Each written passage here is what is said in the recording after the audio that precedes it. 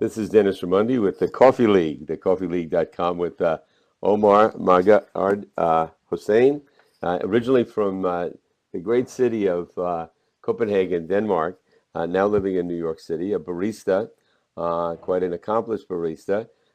Originally, he was with Collective Coffee in Denmark, a place I've been. Coffee Collective, I think is the right way to say it. And was head barista there, trained the baristas.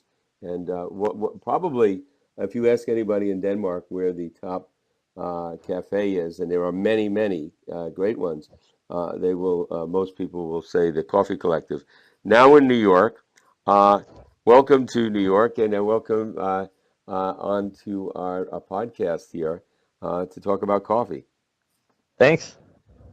Tell us about you grew up in a coffee culture. Yeah, your father, I believe, had a cafe in Copenhagen. Tell us what that was like.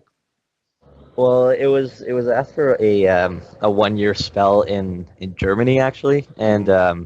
and my dad was managing my uncle's cafe, and kind of built up a love for coffee there. Once we moved back, he oddly enough spotted a location diagonally across from his at that point job, and then he just went with it. Started up a coffee shop. It was called TriBeca Coffee, or TriBeca Espresso Bar, I think. Um, so like for him, New York is always TriBeca, New York sounding. So he had some yeah. experience in New York. He had spent a little time like just on vacation in New York, and Tribeca was definitely his go-to spot. Hmm. So that was like he's always had a profound love for it. So I also think he envies a bit that that I moved here now. Uh-huh. Um, but no, so the coffee just kind of started there, just um, in the slower phases for me at least, because I was only a 15-year-old kid. But the shop itself, my dad and we built that together. I know for a fact now that the bar that's still in there this day today, it's called something completely different. I can't remember what it's called, but the bar that's in there is still the same bar that I built myself. Um, so yeah, so it just kind of escalated from that point on. Just Now, an interest when for. you were working when your father was in the coffee business, then Mhm. has now you have this third wave, what's called third wave coffee, specialty coffee. Uh, it was that in is that happening then, or is that something that came later? At that time in Denmark, were the cafes the way they are now, or are they more like espresso bars that you would find in Italy? It was definitely happening at that point. I mean, we opened in that was 2005, 2006, Hmm. and 2006 was the year that the Coffee Collective they started. And also you have Estate Coffee Shop, which I grew up on the other side of that building where that coffee shop was at, and the four owners of the Coffee Collective all started from that coffee shop. So it was definitely in the process of starting up. But I think that at that point, you were probably within the first 2 or 3 years of the third wave, just like rolling in. Right. I was just in Copenhagen this summer, and this is being recorded in 2017. And I mean, my wife and I probably went to 30 different cafes in a few days because I'm doing my research and I'm wanting to see a lot of places. And the quality, the level of even the mediocre places were fantastic. Uh, was it like that then in 2005, or have a lot of places like New York popped up in the last few years? There have been heaps of places that have popped up within the last couple of years. There was definitely a large culture for quality cafes and coffee shops back then, Hmm. but nothing to the extent of what it is now. Now they're just like it's almost popping up like weeds. Right. Um, but there's also more of a focus of having higher quality as well. I Right. mean, generally the life quality in Denmark is high, and people do earn substantially more. So there's also a circumstance that allows people to purchase higher quality. So people will obviously focus on that. Right, right. It's specialty coffee, and the reason, especially a third wave coffee, is doing so well is because the consumer has become, I believe, more sophisticated and demanding more. Now, you came to New York recently, And what was it that brought you from the Coffee Collective in Copenhagen, which must have been a great gig, to New York City? Leaving the coffee collective was the hardest decision I've ever had to take. Um, but the only reason that I would ever have taken it was if a guy like Claus Meyer, who's the owner of this, I used to work for him before as well. Um, if it was his project, and coincidentally, he's also kind of the man behind everything here. And he's Um, Danish himself, is he not? he's Danish himself, yes. Yeah. He's kind of like the best way for me to put him up is like in terms of how known he is in Denmark is kind of saying that he's the Martha Stewart of Denmark. Like Wow. he's a household name, Hmm. and everyone will know him. I mean, they may like him or not, but they know who he is. And the opportunity that I was given here with Brownsville Roasters was to start up a specialty coffee brand as the head roaster, green coffee buyer, and head barista. So kind of having a little bit of free range and do what I think should be done in a coffee shop, and then bringing this Scandinavian Nordic approach to New York City and doing that along with my supervisor Jonas. So we've been busting our humps to kind Right. of make this great. Well, let me say a few things for those reading or listening to this. So it's a podcast that's also transcribed. The setup you have there, you're in Grand Central Station. My wife is from Sweden, so she got me there right away because there's a Nordic deli cafe. That's where Brownsville Roasters, the cafe is, and it's fabulous. There's really authentic Danish, Swedish, Norwegian goods in there. It's right in Grand Central Station, and then there's the five-star restaurant. I think under the same umbrella, and the name of the restaurant is. So the Danish pronunciation is Agern, but here we just kind of call it Agern. It means Agern. acorn, Hmm. acorn in Danish, Yeah. which is kind of symbolic for the Vanderbilt crest. Hmm. So if you're in New York, please go to Grand Central Station. It's a real treat. Go there. It's a whole layout, and it's really fantastic. And get some great coffee, of course. Now, when you came in, what do you want to do differently? Why another cafe, another coffee shop in New York City? There are so many now. What will be unique and different, or what is unique and different about yours? I mean, I think our approach to roasting coffee is widely different. It's more progressive in my book, at least.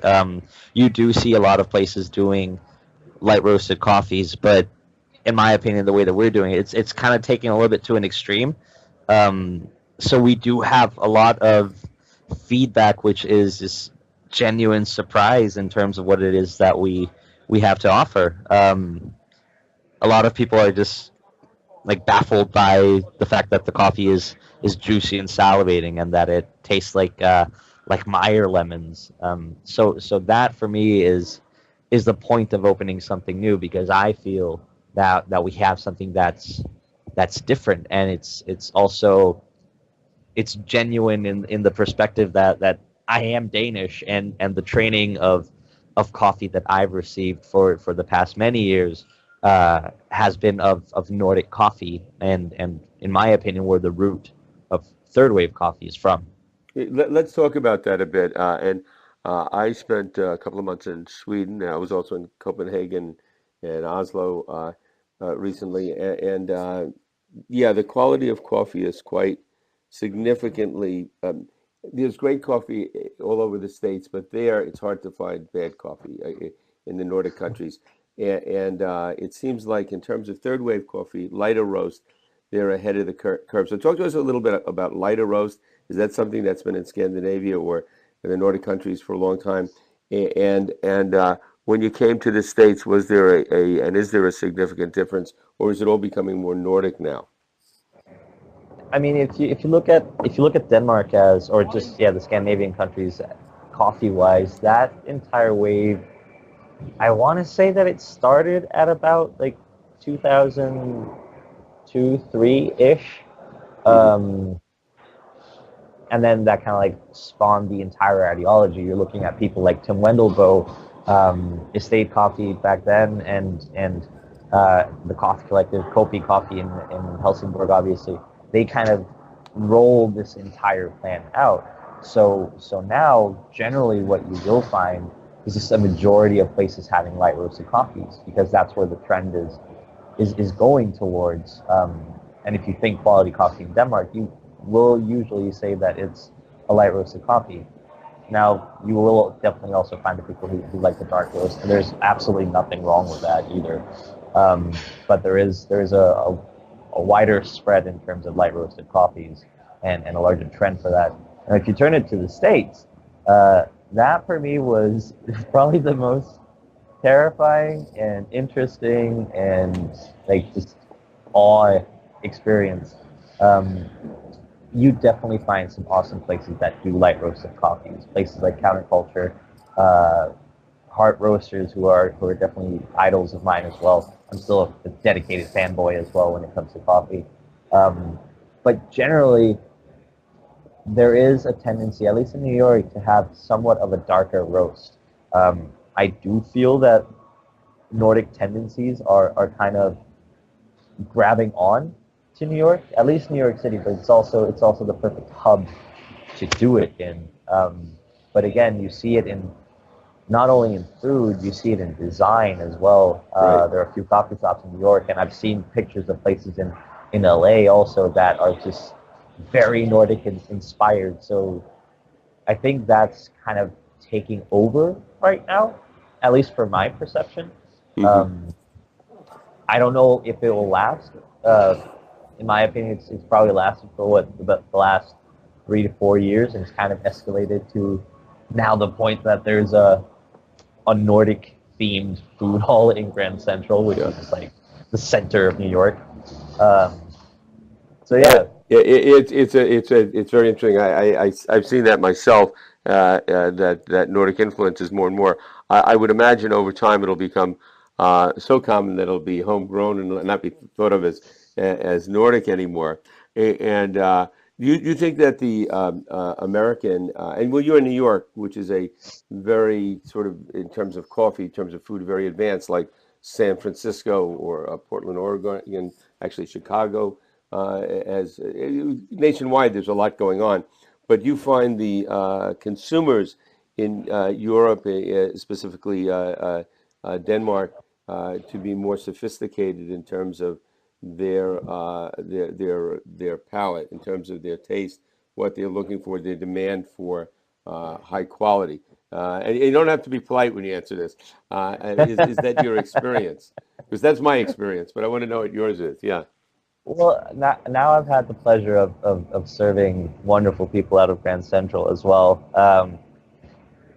People in New York are very particular about their palate and what they want. They're very set. That's been my perception, at least. So for me, that's the challenge, and that's what I love about this job. That I actually have to persuade this person who's a dedicated dark roast drinker or loves their cream cheese Danish to convince them that, hey, you should try this Guatemalan single origin that tastes like lemon curd, and our frøsnapper, which is a classic Danish pastry with an almond paste in the middle. And it's just like their jaw drops and they look at me as if I'm some sort of freak who's trying to poison them. But now, yeah, go ahead. I was going to say, when you recommend somebody try a single origin like that, do you also emphasize, hey, look, when you try this, sip it, don't put milk in it, don't put sugar in it, just taste the coffee? I mean, is that an important part of that experience that you want trying to give them? Most definitely. I mean, and that's the point about light roast as well. Light roast is eliminating the perception that or the common perception that we have about coffee, that it's bitter, that it's harsh, and that it's ashy to drink. So you need the milk, you need the sugar to soften it up. Now the ideology behind light roasted coffee is, one, to put the farmers up on a pedestal, to talk about them and their work, but also to allow the consumer to really experience what the product is. It's the same thing as with a great wine. You don't add ice cubes to a white wine because you want it to be colder. You temper it. Right. So and a lot of times we do experience having guests coming up to us and just looking completely confused and shocked that they're drinking their coffee black and enjoying it too. Right. And Right. the comment, "I've never had a black cup of coffee before," has, I mean, if I got a nickel every time Right. I heard that at this point. Funny. And for those listening in, if you hear a little background noise, that's okay. Omar is in the by the cafe, which is right in Grand Central Station. And again, and I want to recommend that you get to New York, go there. Brownsville Roasters in Grand Central Station. And you are also, you consider yourself, Omar, more of a roaster or a barista. And I believe you do your roasting in Brooklyn, which makes you a guy that's traveling around New York a lot. And I noticed almost everybody in New York now does their roasting in Brooklyn or Long Island City because the cost of renting anything in Manhattan is so expensive that the roasters have all gone to Brooklyn and Long Island City. But how do you categorize yourself? Where is your greatest love, roasting or baristaing? That's a really hard question, man. Uh, I grew up as a barista, so I do have a profound love for that craft, but and also like seeing the joy in people's faces when you make a heart or something for someone. It's just it's a wonderful feeling. But I've gradually, by actually being the head roaster of this project, gone more and more towards having a deeper love for that. For me, going out on Fridays and roasting coffee is my ultimate zen moment Uh-huh. because I get to play around with different roast profiles and recipes, sample roasting and tasting coffees all day as well. Um, it's definitely taking a shift towards the roasting process, but also because I get to be a lot more in tune with the farmers also and in a different way recognize and acknowledge their work and the differences in what each farmer does. So yeah, I think it's if you put in a percentage, 70% roaster and then the last 30% is barista Well, at this well, point I now. would think being a roaster, from what I've seen, is more meditative, like you mentioned, Zen, because Oh, definitely. it's quiet, you're focused on the bean. And are you involved, I would imagine you are, in sourcing the beans, and how does that work? I definitely am. All the coffees are coffees that I've sourced myself. So the job is quite large Hmm. in itself with baristing, roasting, and sourcing. I actually just came back from Brazil 2 weeks ago, and we just acquired our new coffee from Cerrado. Um, and that trip was just like wonderful because the amount of knowledge you get from it and the love you get from the farmers as well is amazing, and it's wonderful to see their dedication because we as roasters and baristas are dedicated to our craft, and being able to see that same passion and dedication in their eyes and when they speak about their product, it makes you want to do even more. It makes you want to go that extra mile as well. And particularly in Brazil, now only just because I just got back from there, um, I always thought I'd never been to a coffee farm in Brazil before this point. I always thought that because it's the highest producing country in the world when it comes to coffee, they produce like 22 million bags of coffee a year. Wow. Um, and then you times that with 132 pounds per bag. You can imagine the magnitude of it. So it is industrial. So my perception was that it's these big corporate companies that are just taking over the entire coffee industry. But as a matter of fact, it's small families of four that have some employees that help them out on the farm, but it's still family driven, and that's just it got me so excited to see that. And then for at this point now, we're still a young company, so the amount of direct trading from the farms has Hmm. been not as large, but that makes sense because we're only like the shop has only been open for a little over a year and a half now. Now, No, Omar, actually, when you go yeah. down to, well, you went down to Brazil a couple of weeks ago, and you're down there too. What do you look for? What are you looking for? How do you do your evaluation? What is it that you focus on? Well, one thing is obviously because I'm a little bit geeky myself, Uh-huh. I like to work with a farmer who has the same approach. I met one farmer who I'm trying to get samples from them now as well. They actually won the Cup of Excellence this year in Brazil, and the entire approach to their processing of coffee was so insane that I was just thinking I have to work with them. But generally, I'm always asking them about flavor.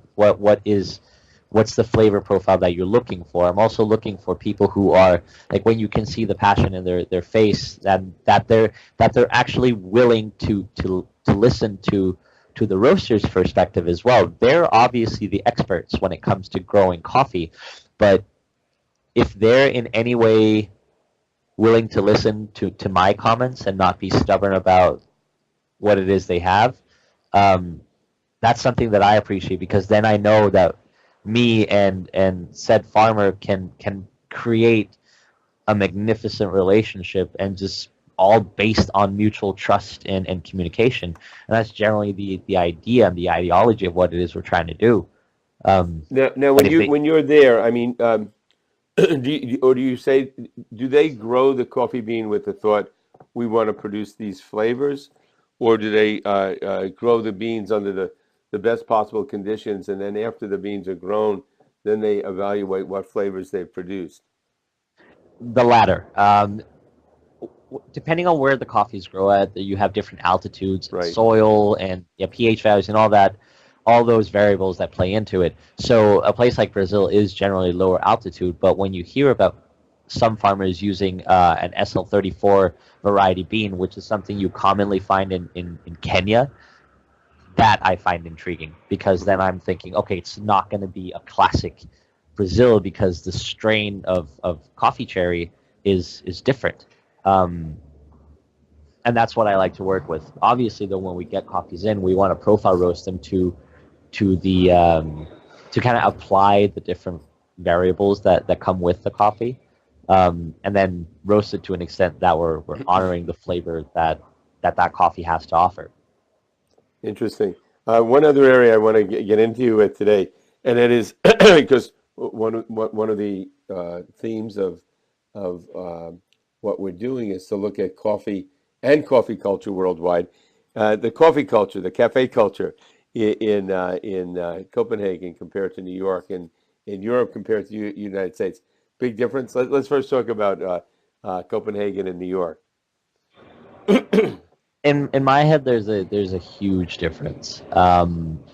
Denmark, we have it's a common word right now. I think it's like in a dictionary too in the States.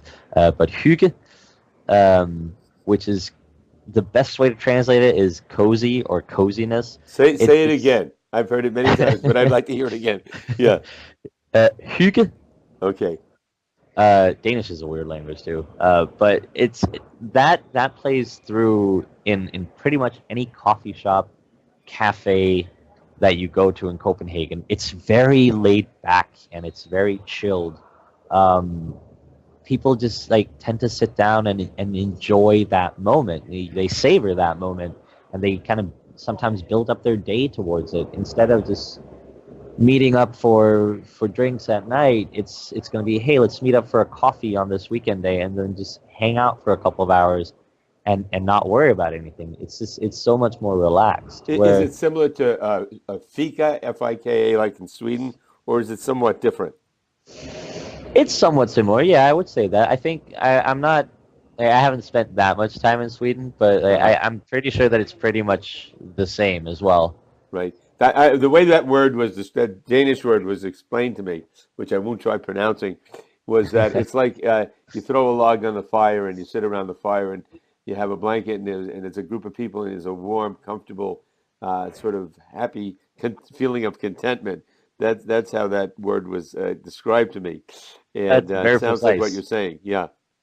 I mean, Denmark has a lot, and this is a fact that I read a couple of weeks ago. Denmark has the largest consumption of candles in the world, Oh, really? uh, Uh-huh. because of because if you can't have a log on the fire, you have candles. Uh-huh. And when you came to New York, and you know, to live, were you somewhat that the coffee culture was probably different. I knew already from the get-go that it was going to be way different, but the separation is what surprised me in terms of the boroughs. When you think about Brooklyn, you get closer to the hygge concept. Right. People are taking their time a lot more, all depending on which area in Brooklyn you're at. One thing though that I do see a lot of the time, and is not something that you see as much in Denmark, is are people working.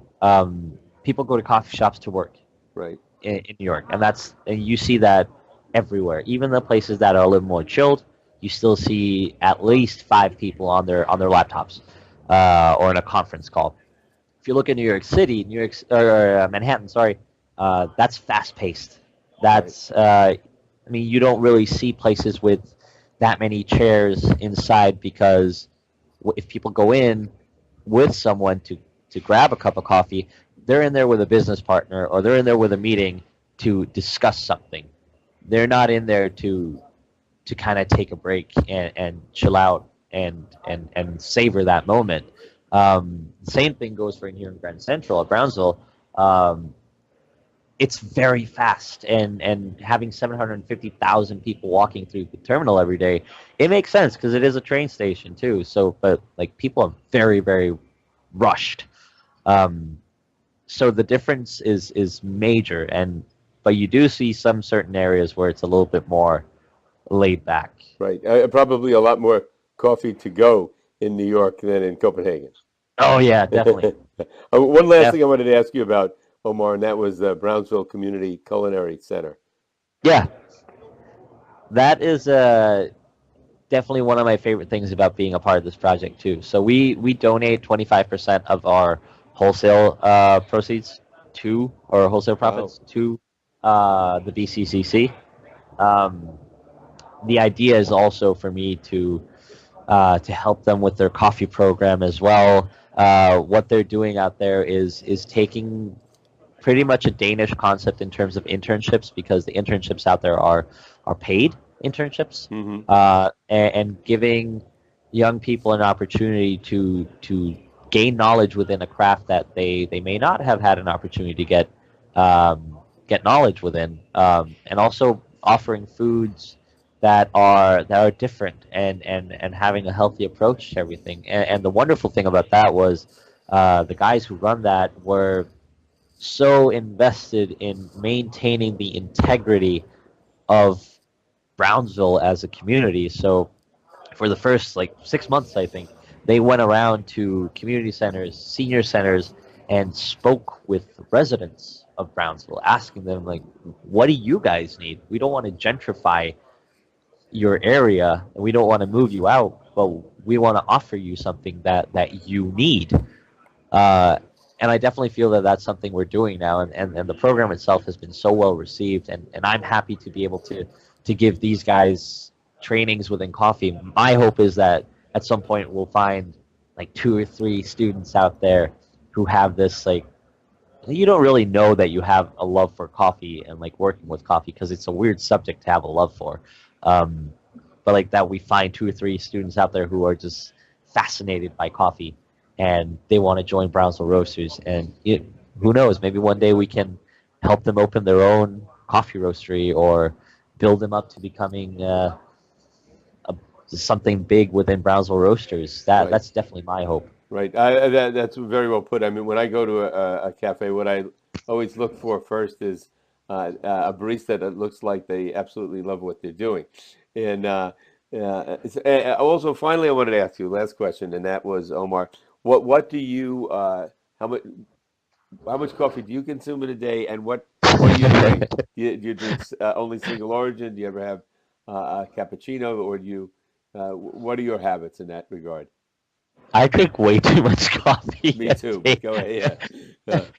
I drink about I think I drink an average about 15 cups a day, which is way too much. Yesterday I had 19, but it's always very mixed. I mean, it's a mixture of because coffee for me is my drug. It's my fix, and I need to have it. So I drink a couple of cups of black coffee at home, I drink a cappuccino like 3 to 4 times at work, and then it's also a lot of quality testing as well. That kind of plays into the amount of coffees that I drink. Um, so it's actually a widespread of espresso-based beverages and black coffee. When you make it at home, how do you make it? Is it pour over? What do you use? Oh, AeroPress all day. Yeah. Uh, I'm a huge fan of the AeroPress. I use the AeroPress I have the strange habit of having a cup of coffee before I go to bed, and I've been using the AeroPress for that, and then the Chemex during the day. But there's so many ways, and I'm not particularly skilled, and AeroPress is very forgiving. It's pretty fairly easy to use, so and easy to clean up and easy to travel with. So, uh, Yeah, it's I there's also the Mile High AeroPress Club. You oh, bring your AeroPress into the airplane and then you bring a cup of coffee up there. oh, It's interesting. And it's a geeky I would thing. imagine they allowed you to do it. All you need is hot water, right? Yeah, I've done it 3 times. I think I have a couple of Instagram posts with it as well. Oh, send me that. We'll post that up. I'll do Omar, that. it's been a pleasure speaking with you today. And again, we're speaking with Omar Maagaard Hossein, who's the head Dude, barista and roaster at Brownsville Roasters. Go there. It's in Grand Central Station. The whole Nordic setup there is fantastic. The coffee is fabulous, of course, and it's Dennis? easily accessible. Yeah. Hello.